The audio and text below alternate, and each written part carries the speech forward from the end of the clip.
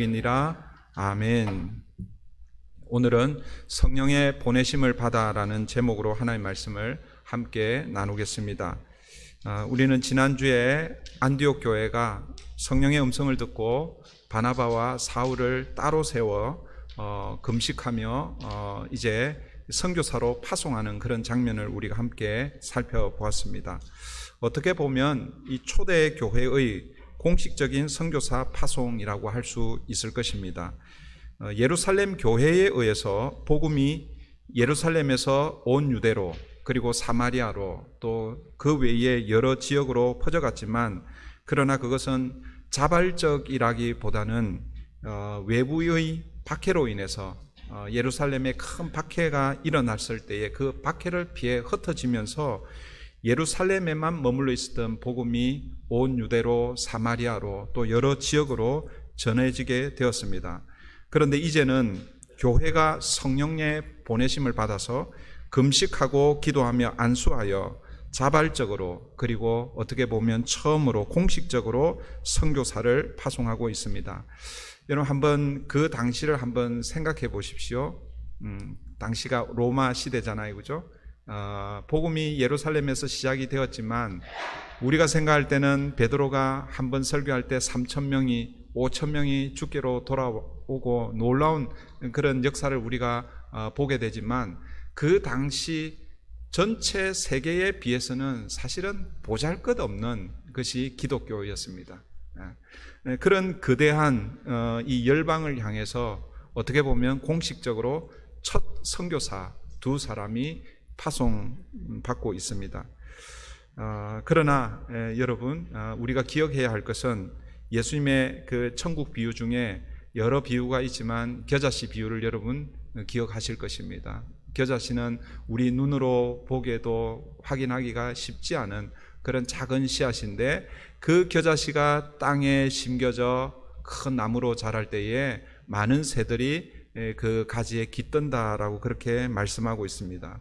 마찬가지로 지금 복음을 들고 파송되는 바나바와 사울 두 사람, 물론 거기에 수행하는 마가 요한이 있었지만, 그러나 너무나 보잘것없는 것처럼 보입니다. 복음은 거기서부터 시작이 되는 것이죠. 그런데 2000년의 역사가 지난 오늘 지금 우리를 보면 그 당시 세계 인구가, 로마 시대의 세계 인구가 한 2억 5천만 명 정도 되었다고 합니다. 예루살렘 교회와 그리고 안디옥 교회를 다 합쳐도 한 어느 정도 되었을까요? 양교회 10,000명씩 만명, 안디옥 교회는 10,000명이 되지는 않았을 거예요. 그런데 예루살렘 교회는 어쩌면 10,000명이 넘었을 수도 있습니다. 처음 3,000명, 5,000명 이렇게 믿게 되고, 점점 더 숫자가 더 더해지는 걸 볼 때 한 25,000명? 양쪽 교회 다 합쳐서 그렇게 보더라도 2억 5천만 명에 비해서는 너무나 보잘것없는 것이죠. 그런데 지금 세계 인구가 공식적으로 이건 통계를 내기가 사실은 쉽지가 않죠. 70억 명이 넘죠, 그죠?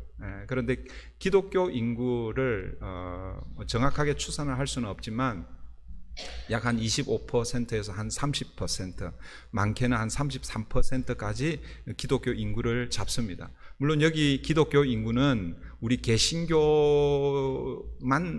하는 것이 아니라 가톨릭, 소위 말하는 천주교도 포함이 되고, 또 유사 기독교, 그러니까 그 이단들도 다 포함이 됩니다. 우리 한국으로 따지면 구원파 이단, 신천지, 심지어는 통일교, 이런 그 이단들도 사실은 기독교로 그렇게 분류가 되어서 그렇게 통계에 잡히게 됩니다. 이런저런 다 통계를 빼더라도 우리 개신교만 하더라도 적어도 세계적으로 한 15%에 그렇게 달한다라고 그렇게 볼 수 있습니다. 그러니까 2000년 기독교 역사 가운데 그 두 사람, 물론 두 사람이라고 할 수는 없겠죠. 12사도에 의해서 복음이 이미 전해졌고, 그렇지만 공식적으로 볼 때는 그 작은 시작이 2000년의 시간이 흐르면서 전 세계를 덮고 있다라는 것을 우리가 보게 되는 것입니다. 그 두 사람의 그 첫 시작이 오늘 이 두 사람을 통해서 시작되는데 4절을 한번 보겠습니다. 4절입니다. 두 사람이 성령의 보내심을 받아 실루기아에 내려가 거기서 배 타고 구브로에 가서, 바나바와 이 사울의 첫 선교지가 어디 있냐면 이 구브로입니다. 이 구브로는 사실은 이 구브로는 어떤 지역이냐면, 여러분 11장에서 안디옥 교회가 어디에서 온 사람들에 의해서 이 안디옥 교회가 시작이 되었습니까? 구브로와 구레네, 그 지역에서 이름 모를 몇 명의 성도들이 안디옥, 시리아 안디옥 그 지역에 와서 복음을 전했는데 교회가 시작이 되고, 그 교회가 계속해서 점점 커지니까 예루살렘 교회가 책임자로 누구를 파송하였습니까? 바나바를 보냈잖아요, 그죠? 그런데 바나바는 또 4장에 가보면 이 바나바의 출신이 어디 있냐면 구브로입니다. 그런 의미에서 볼 때에 첫 선교지를 구브로라 이렇게 정한 것은 좀 의미 있다라고 이렇게 생각이 되어집니다. 이 사람들이, 그러니까 시리아의 그 항구 도시가 실루기아인데 그 실루기아에서 배를 타고 이 구브로 섬에 도착합니다. 구브로 섬에 도착한 어쩌면 가장 가까운 지역이 살람이었던 것 같아요. 그래서 구브로 나중에 제가 한번 지도를 보여드리겠습니다. 그 1차 전도 여행이 어느 정도 진행이 되면 그때 한번 지도를 제가 보여드리겠는데, 이 바나바 사울의 1차 전도 혹은 선교 여행이 첫 번째 구브로 섬인데, 구브로 섬을 한번 여러분 제주도라고 생각하면, 섬을 딱 생각할 때 이 시리아에서 실루기아에서 배를 타고 오면 여러분들이 볼 때는 이쪽입니다. 이쪽 여기에 도착하는 거예요. 그러니까 구브로 섬을 기준으로 했을 때는 동쪽 항구에 도착을 해서 그래서 나중에 6절 7절 보면 이 섬 가운데를 횡단해서 마지막 이 구브로 섬의 서쪽 지역이죠. 이 바보섬에 이렇게 도착하게 되면 섬 전체를 돌아다니면서 복음을 전했다고 할 수 있지만, 어쨌든 살람이 동쪽 끝에서 서쪽 이 바보 서쪽 끝까지 그렇게 전도 여행을 하고 있다라는 것을 보게 됩니다. 근데 오늘 이 4절에서 다시 한번 4절을 잘 보시면 두 사람이 성령의 보내심을 받았다라고 이렇게 표현하고 있죠. 성령의 보내심을 받았다라고 말씀하는 이것은 바나바와 사울이 비록 안디옥 교회가 파송하였지만, 그러나 그들은 사람들이 보낸, 사람에 의해서 보내심을 받은 것이 아니라 하나님에 의해 보내심을 받았다라는 것을 강조하고 있다라는 것을 여러분 기억해야 합니다. 그런 의미에서 여러분, 우리가 복음을 전하고 또 선교를 하고 전도하는 이것은 우리가 하는 것처럼 보이지만, 그러나 보이지 않는 하나님의 손, 성령에 의해서 해야 그 일들을 이룰 수 있다라는 것을 여러분 기억하시기를 바랍니다. 그러니까 선교의 주체, 전도의 주체는 바로 하나님이라는 것입니다.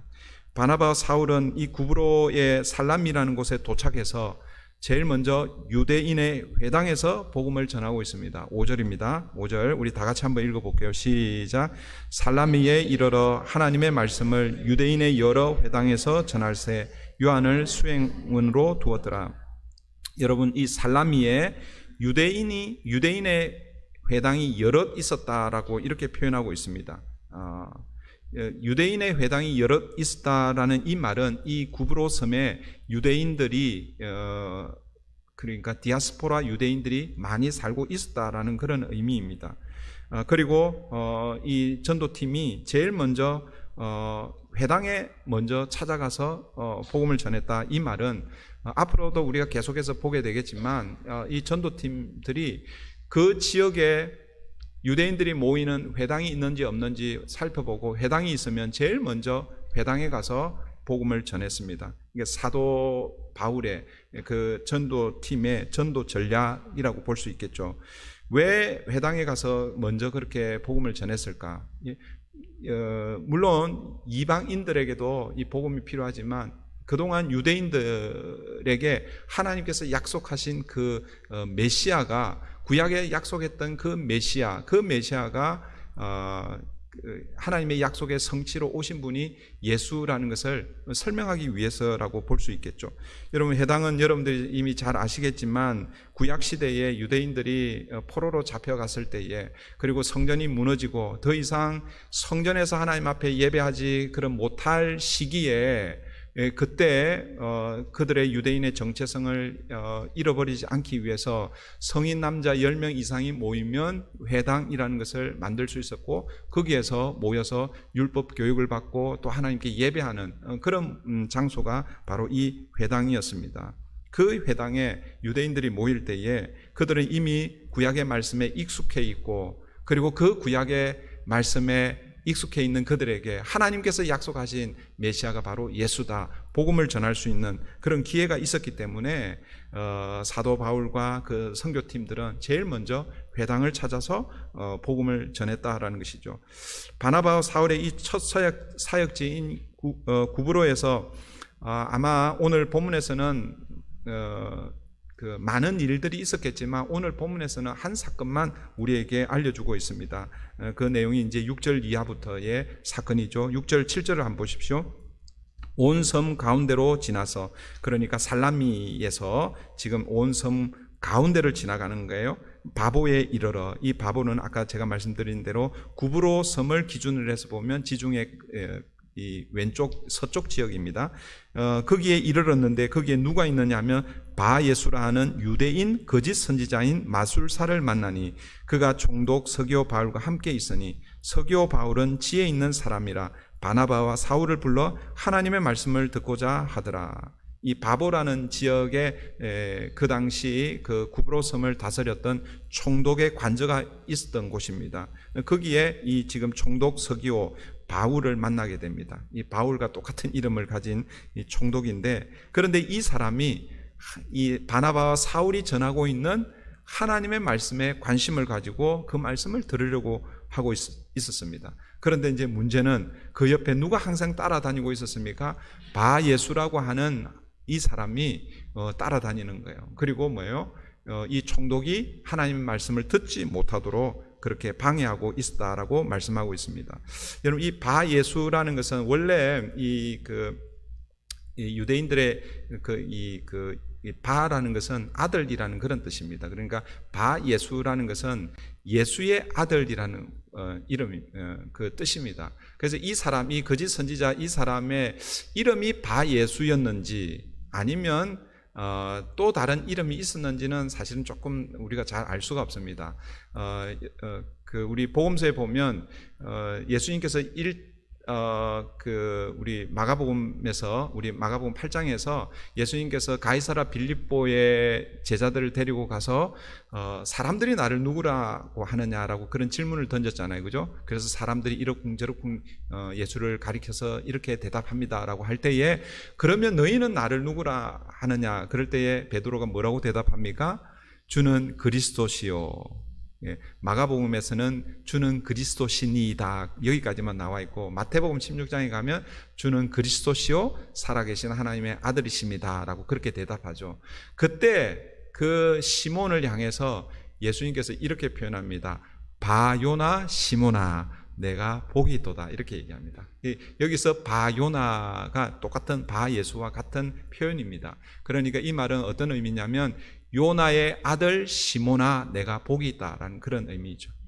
그러니까 여기서 오늘 본문에서 바예수라고 이렇게 표현이 되고 있는데, 이것은 이 사람의 이름이라기보다는 다른 이름이 나오지는 않으니까 이 사람의 이름이라고 이렇게 우리가 볼 수는 있겠지만, 그러나 정확한 의미는 예수의 아들이라는 이런 뜻이고, 이 예수라는 이 이름은 우리는 예수님 한 분만 알고 있잖아요, 그죠?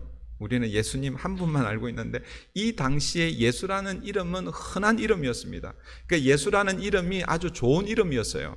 그러니까 이 예수라는 이름이 구약 성경에는 안 나오지만, 그러나 구약에 예수라는 이름 똑같은 의미의 이름이 있어요. 그게 여호수아, 호세아 이런 게 뭐예요? 다 똑같은 의미의 이름입니다. 그러니까 유대인들이, 이스라엘 백성들이 이 예수, 여호수아, 호세아 이런 이름을 좋아한 것이죠. 여호와는 구원하신다, 구원자라는 그런 뜻이죠. 그래서 예수님과 다른 예수를 구분하기 위해서 예수님을 어떻게 불렀습니까? 성경에서 예수님을 이렇게 부르잖아요. 그 이제 출신 이름을 그 앞에다 붙이잖아요. 그래서 나사렛 예수라고 이렇게 부르는 거예요.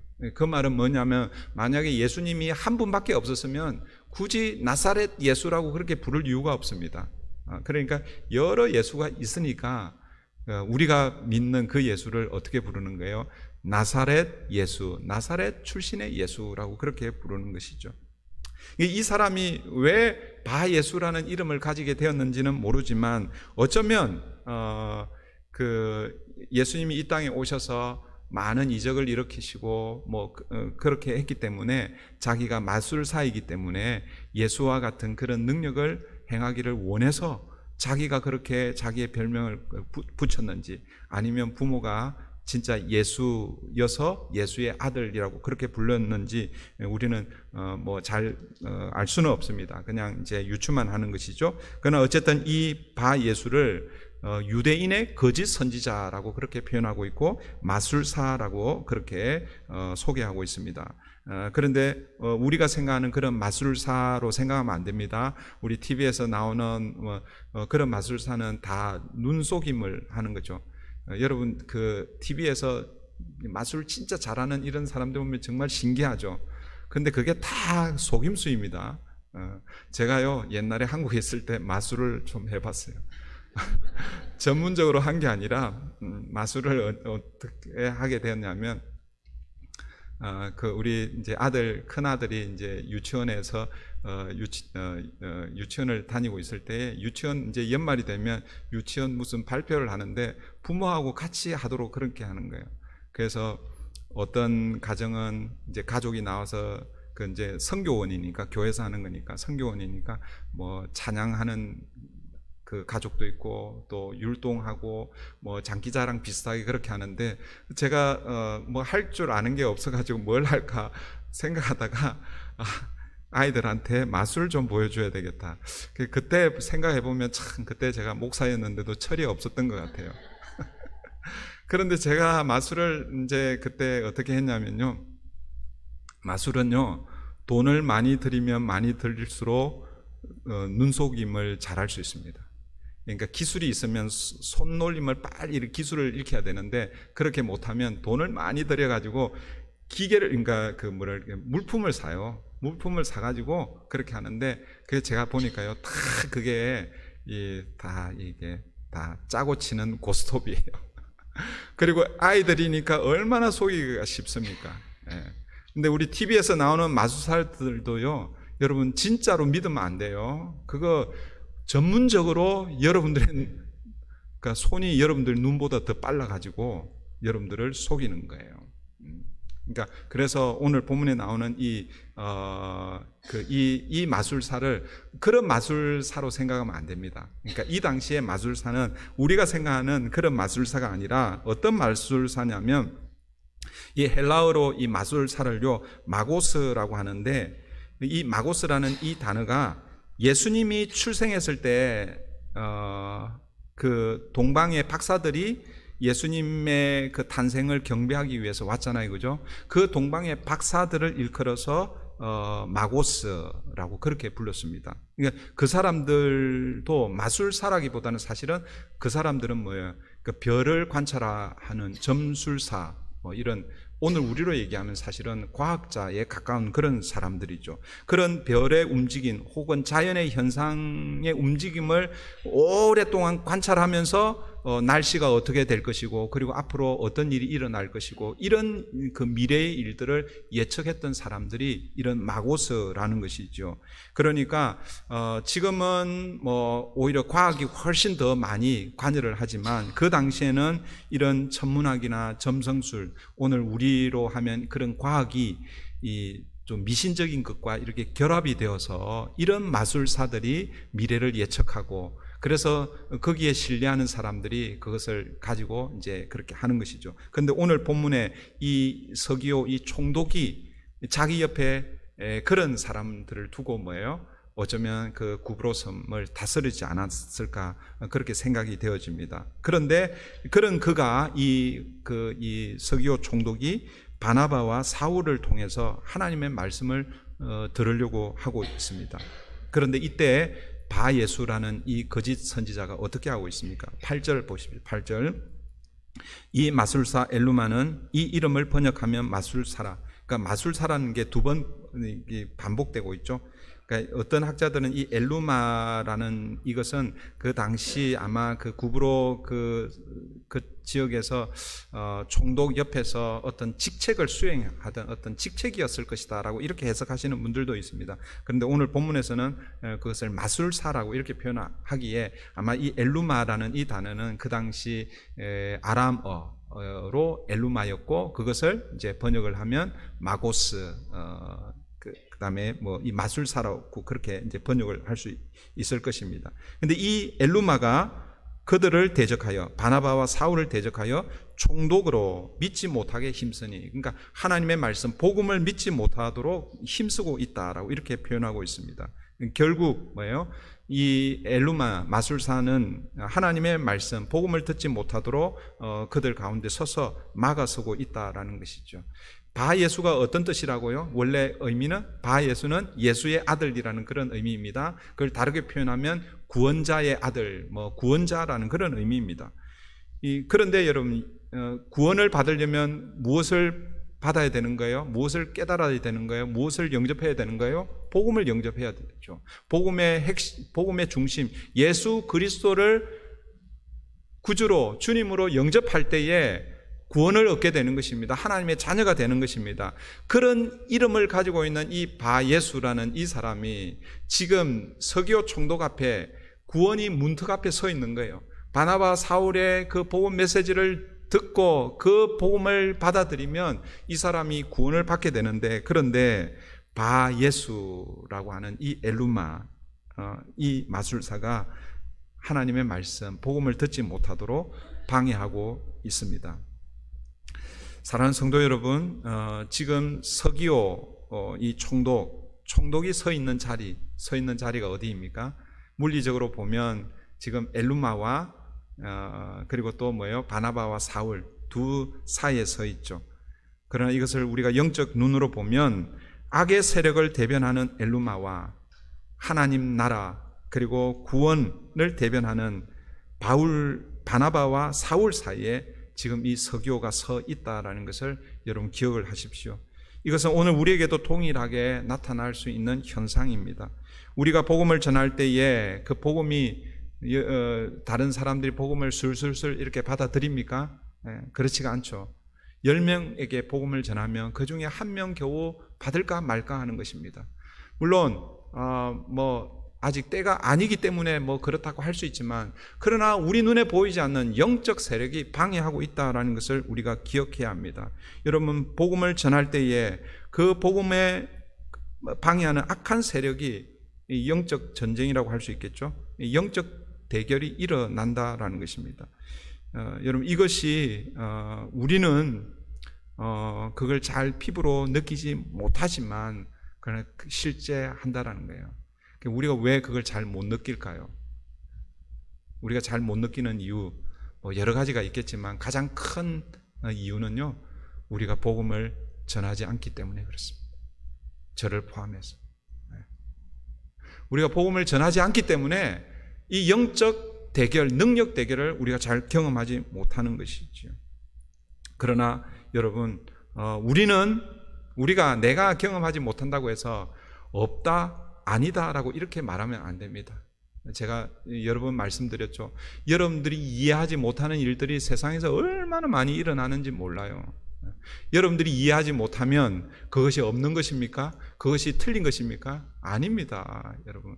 여러분들이 이해하지 못하지만 그러나 세상에는 우리가 이해할 수 없는 일들이 너무나 많이 일어나고 있습니다. 영적 세계도 마찬가지죠. 내가 경험하지 못했다고 해서 그것이 없고 그것이 거짓이다라는 것이 아닙니다. 반드시 여러분, 영적 대결, 능력 대결은 있다라는 것입니다. 그런데 이 영적 싸움에서 이길 수 있는 비결이 무엇인가? 그것은 성령의 도우심이 아니면 우리가 이길 수 없는 것이죠. 그래서 오늘 본문에서도 여러분, 사울이 성령이 충만하여라고 이렇게 표현되어지고 있는 것이죠. 여러분, 성령님이 오신 이유, 목적이 무엇일까요? 물론 이제 성경에서 조금 다르게 표현이 되어 있습니다. 요한복음에서 예수님께서 내가 이제 가면 너희에게 다른 보혜사를 보내주시겠다 말씀하시면서 그때는 그 보혜사 성령이 오시면 하나님의 말씀을 깨닫게 하고 생각나게 해 주실 것이다 라고 그렇게 말씀하셨죠. 그죠?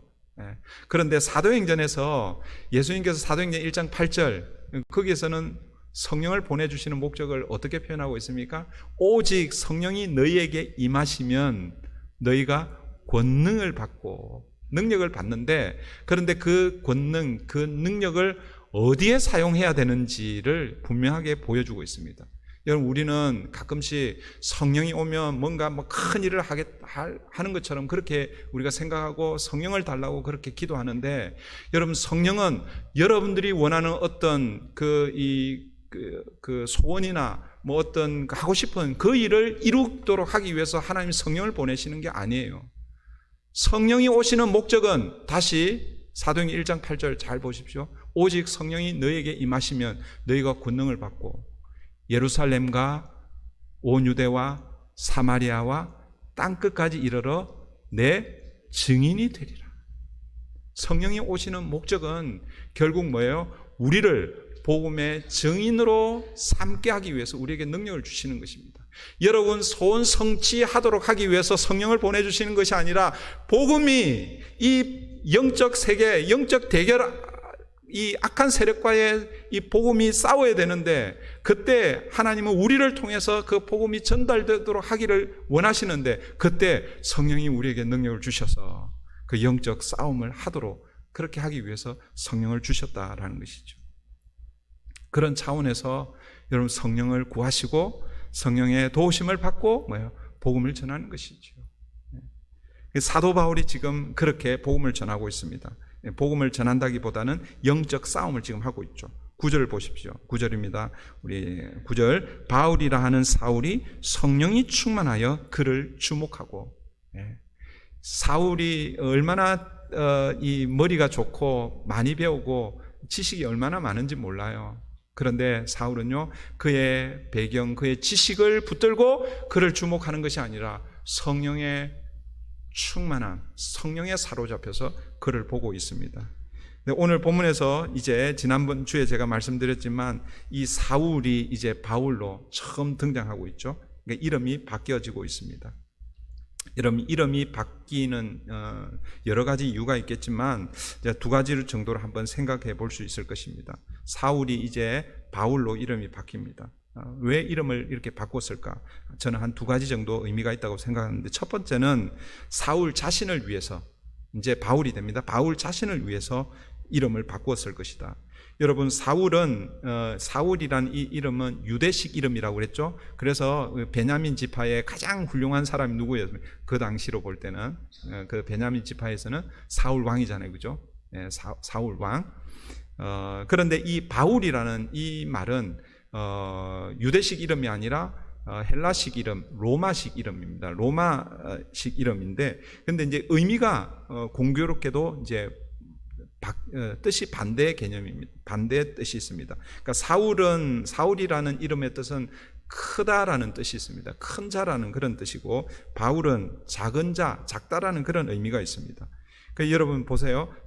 지금까지 사울이라는 이름으로 지금 사울이 살았습니다. 그런데 오늘 본문부터 이제 이름을 바꾸는 거예요. 바울로 바꾸는 거예요. 그러니까 이 말은 사울이 지금 이제 앞으로는 내가 어떤 자로 살 것인지 바울의 다짐이 소개되고 있는 것이죠. 그동안은 어떤 자가 되기 위해서 어떤 자로 그렇게 살아왔다는 것입니까? 사울이라는 이름으로 큰 자가 되기 위해서 열심히 달려온 것이죠. 그런데 예수를 만나고 나서 내가 큰 자가 아니라 나보다 더 크신 분이 계시구나, 그걸 어쩌면 깨닫고 이제는 뭐예요? 내가 큰 게 아니라 나는 낮추고 오직 하나님과 복음을 위해서 작은 자로 바울로 살겠다라는 그런 의미가 오늘 이름의 그 계명의 의미가 있다라고 이렇게 보여지고, 그리고 두 번째는 그가 이제는 이방의 사도로 이제 그 사역을 이제 감당합니다. 그래서 앞으로 전도해야 할 대상이 헬라인과 로마 사람들이기에 그들에게 보다 친근하게 다가가기 위해서 이름을 바꾸는 것이죠. 그래서 유대식 이름을 버리고 로마식 이름으로 바꾸었다라고 이렇게 볼 수 있을 것입니다. 이 사울이 이제 오늘 본문부터 이제 바울로 이제 바뀝니다. 이 바울이 성령이 충만하여 그 엘루마를 주목하고 있습니다. 그러니까 성령의 능력으로 영적 싸움, 능력 대결을 하고 있는 것이지요. 여러분 기억하십시오. 우리는요, 원하든 원하지 않든 영적 싸움에 있다는 것을 여러분 기억해야 합니다. 여러분들 많은 사람들이 나는 평화를 좋아하고 나는 싸우고 뭐 전쟁을 싫어한다라고 이렇게 이제 표현하기도 합니다. 그러나 여러분이 아무리 평화를 좋아해도 예수를 믿는 순간 여러분은 영적 전쟁에 들어오게 됩니다. 예수를 믿기 전에는 여러분은 영적으로 어디에 어느 진영에 머물러 있었어요? 사탄의 세력에 머물러 있었습니다. 그래서 여러분들이 싸울 필요는 없었습니다. 그런데 예수를 믿는 순간 여러분 이제 동네가 바뀌는 거죠. 진영이 바뀌는 거예요. 악의 세력에 있다가 이제는 뭐예요? 의의 세력, 하나님의 나라 백성이 되는 거예요. 그런데 이 악의 세력이 그냥 두지를 않는 것이죠. 계속해서 뭐예요? 여러분들을 무너뜨리고 넘어뜨리고 실족하게 하는 것입니다. 여러분 예수를 믿고 나서 나는 전혀 갈등이 없다라고 이렇게 말하시는 분들이 있으면은 그 신앙을 의심해 봐야 됩니다. 나는 예수 믿고 그때부터 예수 믿는 순간 그때부터 나는 지금까지 하나님께서 화평으로 나를 인도하셨다. 그럴 수가 없는 거예요. 그럴 수가 없는 것입니다. 죄송한 얘기지만 만약에 그렇다면 그것은 예수를 제대로 믿지 않거나 아니면 이 악의 세력에서 아무 신경도 안 써도 되는 그런 폐잔병 같은 그런 존재이거나 여러분 기억하십시오. 우리가 예수를 믿는 순간 우리의 진영이 바뀌고 우리의 진영이 바뀌면 거기서부터 갈등이 일어나고 싸움이 일어나고 그렇게 그런 게 있다라는 거예요. 그런 걸 경험하시는 분들이 힘들죠. 때로는 고통스럽고 때로는 아프고 왜 나에게만, 왜 우리 가정에만 내가 예수를 믿고 열심히 살려고 하는데 왜 이런 어려움을 주십니까? 그렇게 원망할 때도 있죠. 그런데 여러분 기억하십시오. 여러분들이 지금 믿음의 삶을 잘 살고 있다는 반증입니다. 어렵고 힘들 때에 그때 여러분 우리를 도우시는 주님을 바라보시기를 바랍니다. 여러분 성령에 충만한 이 바울이 이제 엘루마를 향해서 그의 정체를 드러내고 있습니다. 10절 보십시오. 10절입니다. 이르되 모든 거짓과 악행이 가득한 자요 마귀의 자식이요 모든 의의 원수여 주의 바른 길을 굽게 하기를 그치지 아니하겠느냐. 바울이 엘루마를 향하여 무엇이라고 말합니까? 거짓과 악행이 가득한 자, 마귀의 자식, 모든 의의 원수라고 합니다. 바예수, 예수의 아들, 구원자의 아들이 아니라 누구의 아들이라는 것입니까? 마귀의 아들이라는 것입니다. 하나님의 원수라고 그렇게 분명하게 그의 정체를 드러내고 있는 것입니다. 그러니까 이제 영적 대결이 일어나는 것이죠. 그리고 그를 향해서 지금 바울이 징계 심판을 선언합니다. 11절 보십시오. 보라 이제 주의 손이 내 위에 있으니, 주의 손이 내 위에 있다라는 것은 하나님이 너를 징계하실 것이다, 심판하실 것이다 라는 그런 뜻입니다. 어떻게 심판하십니까? 내가 맹인이 되어 얼마 동안 해를 보지 못하리라 하니, 이렇게 말하자 엘루마가 어떻게 됩니까? 즉시 안개와 어둠이 그를 덮어 인도할 사람을 두루 구하는지라. 하나님의 심판이 그에게 임하여 얼마 동안 해를 보지 못하게 되었습니다. 이 해를 보지 못하게 되었다라는 것은 눈이 멀었다라는 그런 의미죠. 엘루마는 그동안 마술을 통해서 사람들을 인도하고 그리고 선지자 노릇했던 사람입니다. 그런데 여러분 그가 이제는 뭐예요? 자신의 눈을 잃어버린 거죠.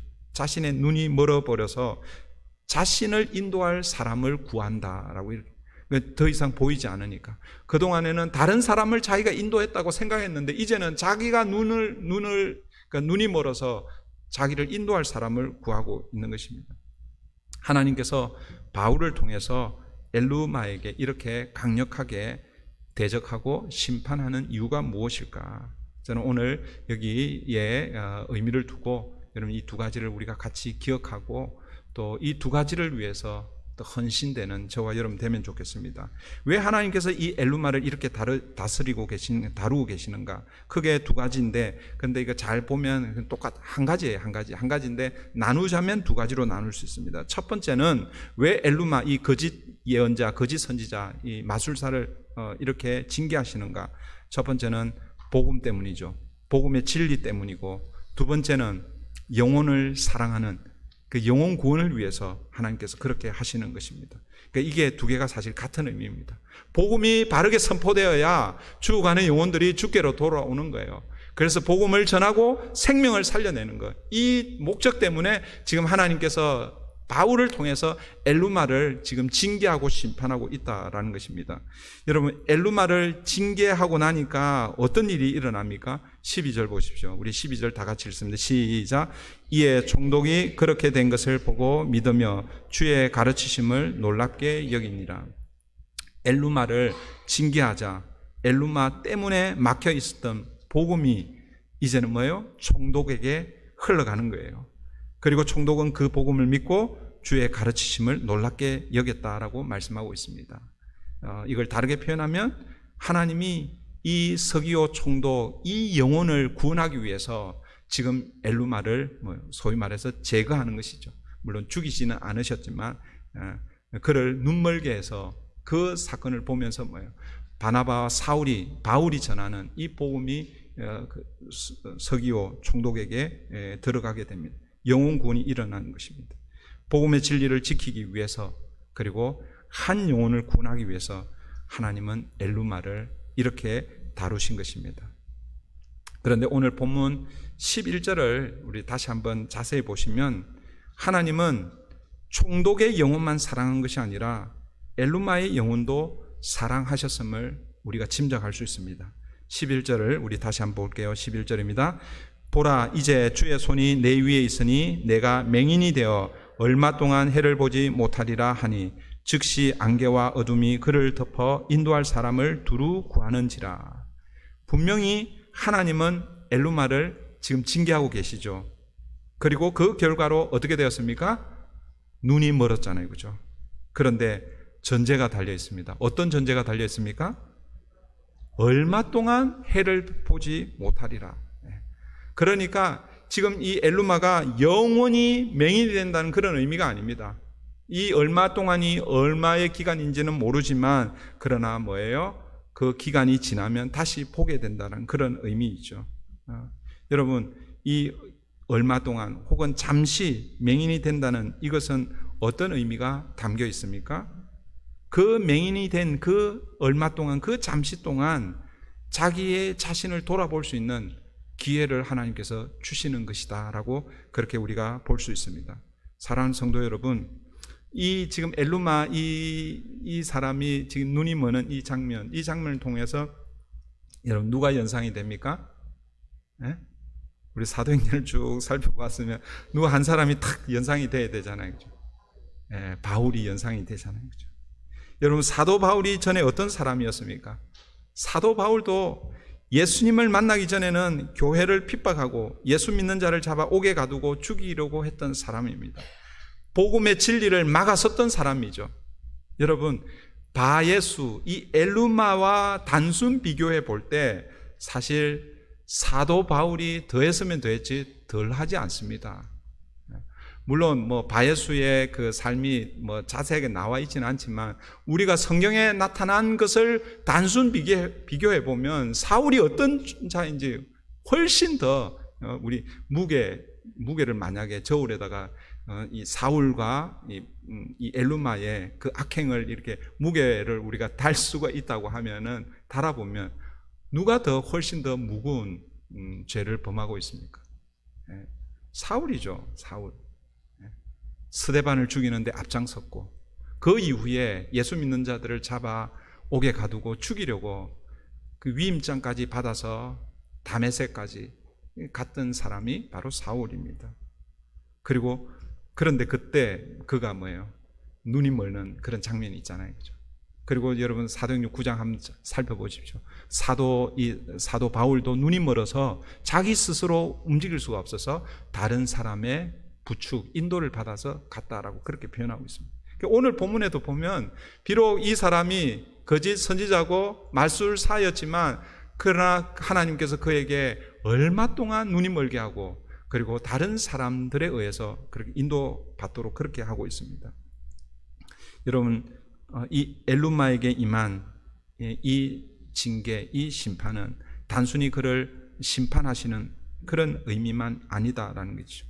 영적 소경이었던 바울 자신의 경험을 비추어 보아서 비록 거짓 선지자인 이 바 예수에게도 하나님 나라 복음이 열려져 있다라는 것을 우리에게 보여주고 있는 것입니다. 잠시 눈이 먼 가운데서 너도 사람들의 손에 이끌려가며 영적 소경임을 깨닫고 하나님 앞에서 회개하고 복음을 믿어라라는 그런 의미가 여기에 담겨 있다라는 것입니다. 이제 말씀을 맺습니다. 오늘 본문을 통해서 우리가 기억해야 할 것, 우리가 지키고 우리가 관심을 쏟아야 할 것 무엇입니까? 바로 우리가 지켜야 할 것은 복음의 진리. 그 복음의 진리가 사람들에게 흘러갈 수 있도록 영혼에 대한 영혼 사랑, 영혼 구원에 대한 관심이 우리에게 필요할 것입니다. 이것이 뭐예요? 하나님의 마음이고 하나님의 소원일 것입니다. 오늘 이 본문을 통해서 복음의 진리에 대해서 영혼 구원에 대한 하나님의 마음이 무엇인지를 깨닫기를 바랍니다. 바울을 통해서 주어진 이 징계는 1차적으로 복음의 진리를 막아선 이 엘루마에 대한 징계이고 심판이었지만 그러나 또 다른 한편에서는 총독 서기오의 영혼 구원을 위해 그리고 징계를 받고 있는 이 엘루마에게 다시 한번 기회를 주시는 하나님의 은혜의 손길이라는 것을 우리가 기억해야 할 것입니다. 사랑하는 성도 여러분, 우리는 복음의 진리에 대해서 어떤 자세로 서 있습니까? 여러분, 우리가 복음의 통로가 되어야 되는데 혹시 우리 때문에 복음이 흘러가지 못하고 복음이 막혀 있으면 여러분 돌이켜야 됩니다. 가끔씩 그런 얘기 하잖아요, 그죠? 내가 교회도 좋고 예수도 좋아하는데 너 때문에 내가 그 교회는 못 가겠다.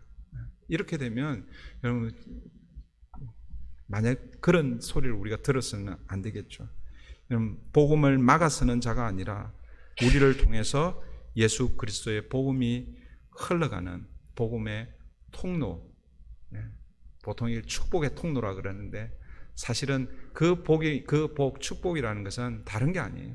예수 그리스도를 통해서 흘러가는 생명, 그것을 의미하는 것이죠. 그 복음이 우리를 통해서 막히지 않고 흘러가 영혼 구원의 은혜가 저와 여러분, 우리 브릿지 교회를 통해서 일어나기를 소원합니다. 이 시간 우리 말씀을 기억하면서 우리 같이 한번 기도하십시다.